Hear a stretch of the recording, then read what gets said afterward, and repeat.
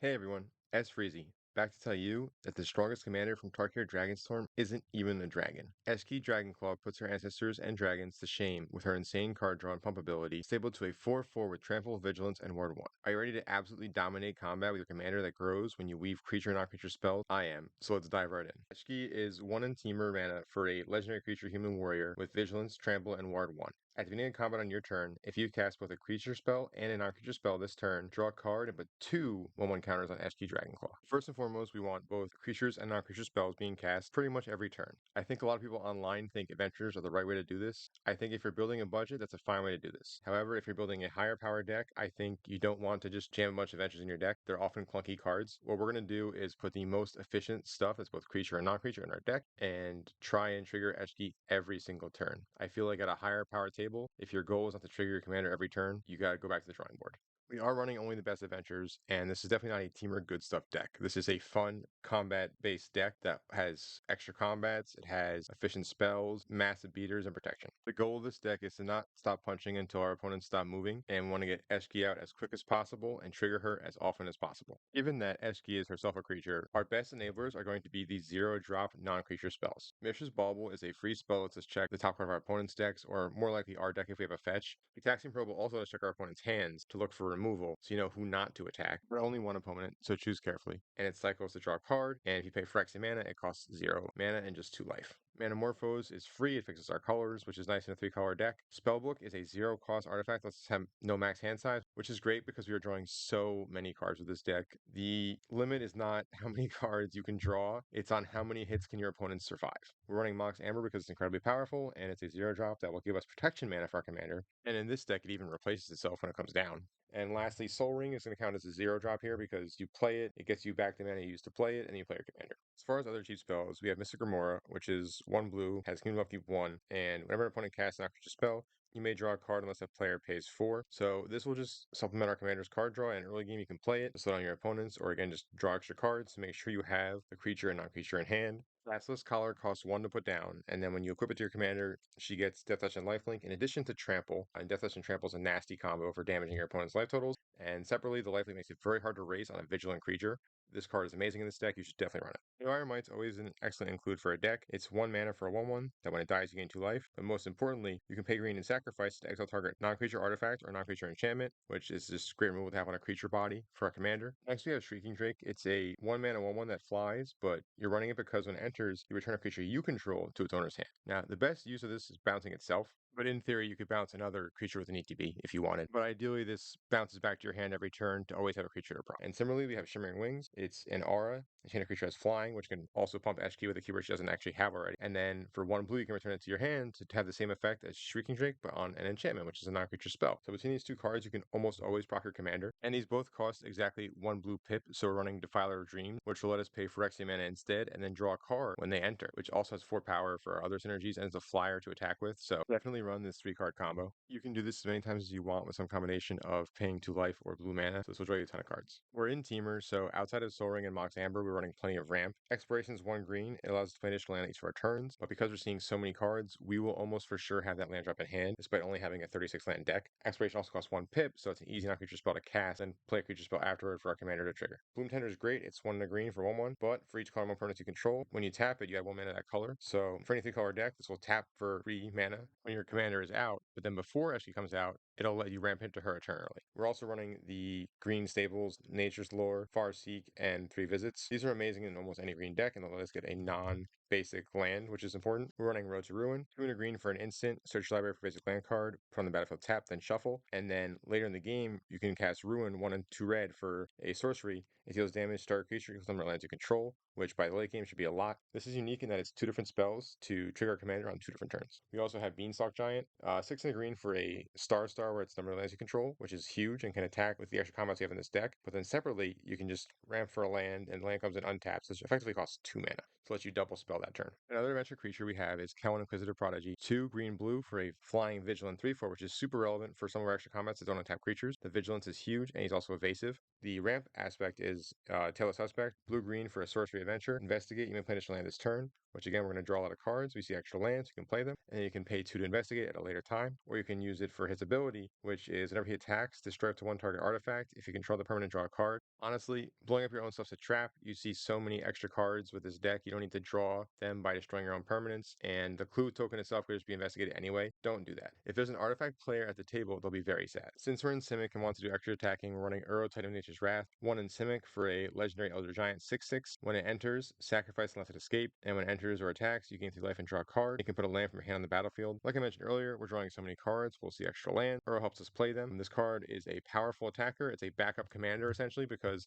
every extra combat, you're drawing a card, gaining life, putting a land down. Uro's not as big as our commander, despite being an Elder Giant, but he'll get the job done. Also notably, he's a creature you can cast more than once over the course of the game to help trigger your commander. This is a bracket 3 or 4 deck, depending on how intense you want to build it. So running Fierce Guardianship. If it's bracket 4, I would do Deflecting Swan as well. But for our case, Guardianship is better because what usually will hurt us is like a Wrath more than something else. So we want to have the ability to counter spells, and she doesn't really care about the board state because she will be the biggest thing almost every time. So redirecting a random removal spell is less relevant than just stopping whatever non-creature shenanigans our opponents are trying to do, which includes but is not limited to removal. We're also running Stubborn Denial. We have so many 4-power threats. This is essentially 1 mana negate. Bolt Bend as our Deflecting Spot substitute, and again, same with the 4-power creatures. It's 1 mana. Snakeskin Veil to put a 1/1 counter creature we control and give it hexproof, and Sareth the Viper's Fang, 2 into green for a legendary Human Warlock. It's a 3/4. Other tapped creatures you control have Death Touch, and untapped creatures, including your Vigilant Commander, will have hexproof. It also has a sneaky ability. You can untap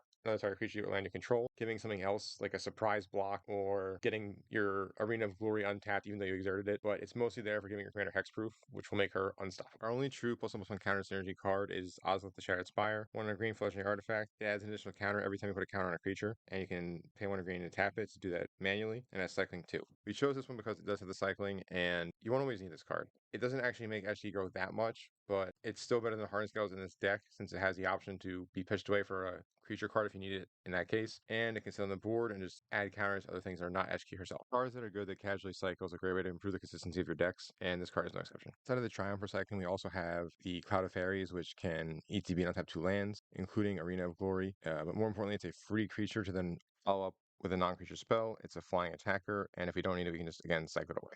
As one should with any OP commander in blue, we're running Spark Double. 3 in a blue, you may have it enters a copy of any creature or planeswalker. Except it gets an additional 1 counter when it enters. Our only planeswalker is Oko. We have a lot of other creatures that we could copy, but we do want to copy Eshki. We're not running Arenicus Val Duplication because the card has a targeting window where your opponents can respond with removal, whereas this comes in as a copy, it doesn't target ever, so it's a much safer bet. On top of that, we needed more creatures versus non-creatures, so this card makes the cut. Twice the Eshkis, growing and drawing cards is twice as fun, but probably only for half as long. Chandra's Innocence is another key card. It's 3 into red for a sorcery. Target creature you control deals damage with its power to each other creature in each opponent. Eshki is huge, this will downright win the game. It'll murder the board, she swings through, kills the highest life total player, and lower life total players will probably just die. This does have that targeting window we were trying to avoid. I would only do this if you have shields up like Fierce Guardianship or Stubborn Denial, some way to make sure that this resolves. But then if it does, it'll win the game. There are a whole slew of creatures that bring non-creature spells with them more efficiently and flexibly than Adventures. Thundertrap Trainer is a creature that takes for any non-creature spell, and on 6 mana we can do it twice. Snapcaster makes us you flashback an instant sorcery spell, so as a single card, it procs our trigger, provided you play spells before it. Don't run it out naked as a 2/1 with flash.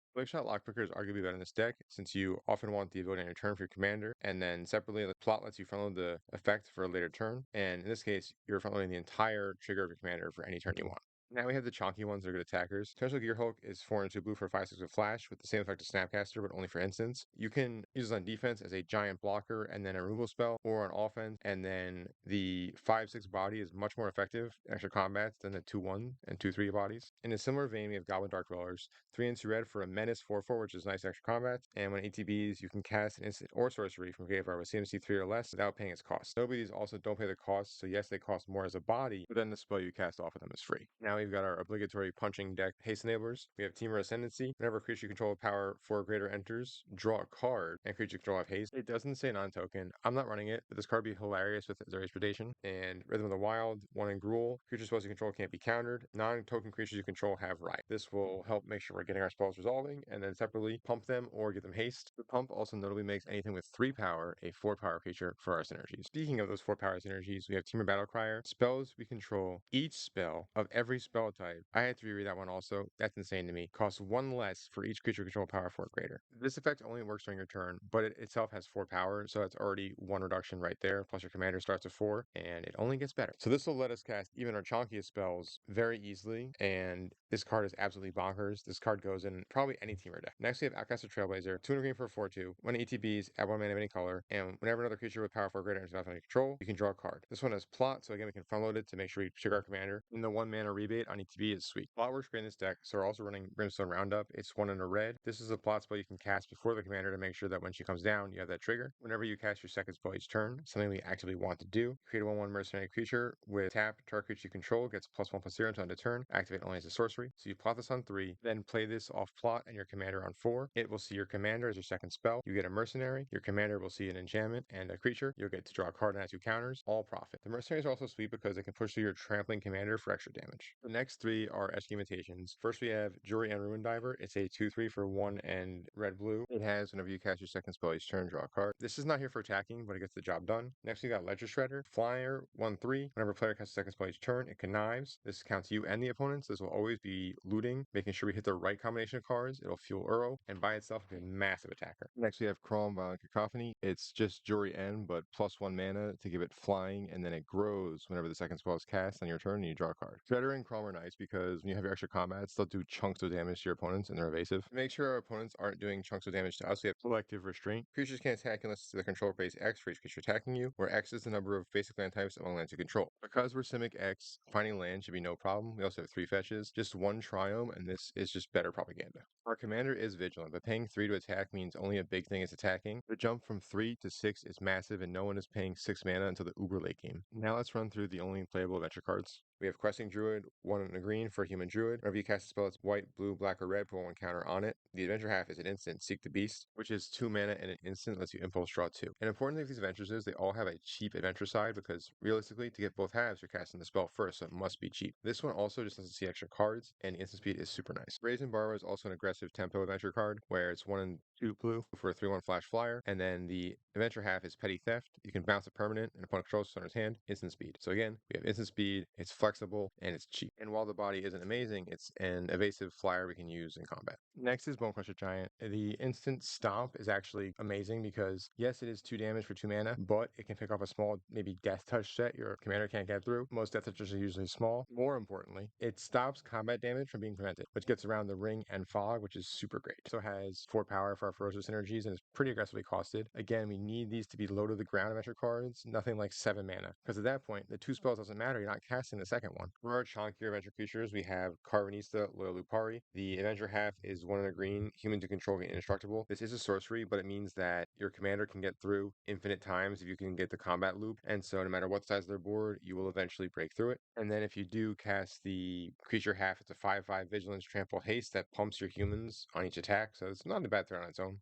Despite not being in white and black, we're not lacking for removal, and we see so many cards, we'll see these spells much more often. Raven Form is nice because you can foretell it to front of that mana cost, and then cast it for 1 blue to trigger your commander later on, and it exiles an artifact or a creature. They get 1/1 bird, but that's not doing much against your giant trampling commander, so don't worry about it. We've also got Vandal Blast, 1 red to destroy an artifact you don't control, or you can overload it for 5. The overload's pretty big here because you can cast it for the cheap cost to again trigger your commander easily early game, and then late game it just wipes the board of treasures, rocks, and all the other artifacts your opponents will have. Cyclonic Rift is even better, 1 in a blue, return an ally permanent you don't control to owner's hand. This can get rid of a blocker early game, and then late game you overload this and untap and probably win the game. So this one is also tutorable off of Spellseeker, which for our purposes always grabs removal or a counterspell. It just grabs a CMC 2 or less instant or sorcery and puts it in your hand. So it'll help trigger your commander as well. Reality Shift's more simple. It's just 1 in a blue, exile target creature. Its controller manifests stock out of their library. Again, the 2/2 body is not going to matter. Your commander is massive, and this doesn't even fly, so it can't even attack it into our Vigilant commander. Oath Thief of Crowns is a planeswalker. You can create a food token. Doesn't matter. You can also make something an elk, including commander, and it stays an elk with no abilities. So that's the mode we're mostly using this for. This card is a designed mistake mistake. This should have been a tick down where you can tick up and make everything elks. And in a world where your stuff is all 4/4 or better, these elks do nothing. Lastly, we have the incongruity half of the incubation incongruity. The first half lets you dig for a creature, which triggers your commander, but the second half is a 3 mana instant. You can exile target creature and they get a 3/3, which again means nothing in your world of 4/4s or better. The last thing to note for all removal is the multitude of creatures that let us flash back spells. If you just see one removal spell, you can cast it twice. So we may seem a little light on removal, but we actually have close to double the number of removal spells in our deck because of all those creatures that act as buyback for our removal spells. Lastly, we have our finishers. Our goal is to drown our opponents in combat damage. These are the cards that will keep them underwater until the bubbles stop. I'm talking about our extra combat stuff. We'll start with the creatures that are threats on their own. Karlach, Fury of Avernus. It's a 5/4. Whenever you attack for the first combat phase of the turn, untap all attacking creatures to gain first strike on a turn. After this phase, there's an additional combat phase. So this is great in that it gives your non-commander creatures vigilance, and then first strike is just one more ability to make sure you can't get stopped by death touchers. This card also just a 5/4 on its own. One thing with these cards is they're just solid threats, even though your commander, these just help you do damage. But with your commander, it's obviously much better. Next, you got Bloodthirster, 5 in red for a flampling 6/6 demon. Whenever it deals combat damage to a player, untap it. After this combat phase, the initial combat phase, and it can only attack a player once each turn. We're not running extra turn spells in this deck, but this can still be up to 3 extra combats by itself, and it's a flampling 6/6. This card is amazing. Definitely run it. I want to find more decks to put this card in. It's just so fun. Morag, Fury of Akum is a 6/6 for 4 and 2 red. Each creature you control is +1/+0 for each time it attacks its turn, so it'll also pump the team in addition to giving extra combats. And then its ability triggers on landfall. So notice we have the 4 fetches. We're also running Demolition Field and the Landscape. Basically, any way we can get extra land drops, plus we're running ramp spells that also count for this, including Exploration, which combos with seeing extra cards. This card can get multiple extra combats per turn, and then also pump the entire team when that happens. Next, we got our non-creature variants. So we have World at War. It's got Rebound, and it's extra combat on top of all creatures you control. The Rebound is great because it'll help us proc our commander on 2 different turns. Full Throttle is the same thing, but it's 2 in 1 turn, so procs the commander twice. You get more value and damage immediately. Speed of the Day costs less and has flashback, but you can only untap 1 creature, so it's a good thing our commander has Vigilance. You can untap 1 other creature. And lastly, our Infinite. Any combination of Neheb the Eternal or Sword of Feast and Famine and Aggravated Assault. Assault costs 5 to just give you an extra combat, and you can do as many times as you want. So Neheb will give us red equal to the damage of our opponents, which will hopefully be more than 5. So our commander is huge and tramples. And then Sword of Feast and Famine will give her protection, and then we untap all lands we control. So either of these cards, we should hopefully be able to get infinite combats and win the game from there. This is a fun combo to include because none of the cards are bad in their own. Infinites that do nothing by themselves are bad, but any one of these cards is fine in this deck. Remember, each of these additional combats, we're going to hopefully draw a card because we proc our commander and pump our commander. And so the infinite doesn't actually cost us anything. We want to be running cards like this anyway. I'm always the biggest proponent of MDFCs, and this deck is no exception, because we want to have spells of both creature and non-creature varieties. MDFCs are extra ways to pack your deck full of those spells and give you more options. Disciple of Phrase is one of the best ones. 3 and 3 green for a 3/3. When it enters, you can sacrifice another creature. If you do, you gain X life and draw X cards, or X creature's power. And we have a lot of huge things that grow in this deck, including our commander. Bolligate Recovery is an old one, but a good one. It's 2 and a green. Return target card from graveyard to your hand. Always a great ability. Getting back a creature means by itself this card can proc your commander. Pinnacle Monk is a creature version. 3 and 2 red for a 2/2 with prowess. When ETBs, return instant sorcery from graveyard to your hand. These 2 cards combo together, albeit very slowly, and it's not really going to win you any game, but you will always have with a creature and non-creature spell if you have these cards. Sundering Eruption is 2 and a red for a sorcery. Destroy any target land, and then the controller may search the library for a basic land card, put on the battlefield tap, then shuffle, and creatures out flying can't block this turn. Most flyers are not that large, and so your commander will get through if this happens for tons of damage, and you can destroy maybe a Gaia's Cradle. Sinking a Stupor will bounce a blocker, or delay a Supreme Verdict. Secret Restoration will let us draw and give ourselves no max hand size, which will be relevant in the game. And then separately, if our commander has been attacking and you get to cast this, you can draw upwards of like 20 cards. That's it for MDFCs. Now we have our utility lands. Ottawara, bounces something, always a good card in the blue deck. Arena of Glory, gives stuff haste, great card in the red deck. Yavin Maya for fixing, because notice our spells and lands are perfectly spread out in our colors. Cascade Bluffs as a red-blue fixer for both our extra combat stuff and Uro. And then Beseiju because we're a green deck and that card is amazing. Demolition Field will give you landfall triggers and help blow up more non-basic lands. Command Beacon returns your commander to hand if it's targeted, which it probably will be. Bountiful Landscape either cycles if you're holding up a counter spell, or it can help fetch to give you extra triggers and fixes your mana. Fields are game changer because we want extra bodies and we're going to be ramping all game, so why not have zombies with that? Fiery Islet and Waterlogged Grove both fix our mana painfully, and then we can sacrifice them to draw an extra card. And that's about it for all the lands. This commander is getting slept on. I'm not sure why it's getting no love, so definitely build this deck, take it to your LGS, and show them what's up. I hope you like this deck tech. It's one of my favorite new commanders from this set. I want to do more of the current commanders, but I also want to do a lot of viewer selected decks, so be sure to leave a commander you want to see in the comments. And as always, I'm Eshki. You can find me on YouTube, and I have my deep dive deck list. I'm going to work on other forms of content for commander as well as maybe even modern and pre-modern. So let me know if you guys would be interested in seeing some brews for those formats, and I hope you guys stay frosty out there, and let's keep on brewing.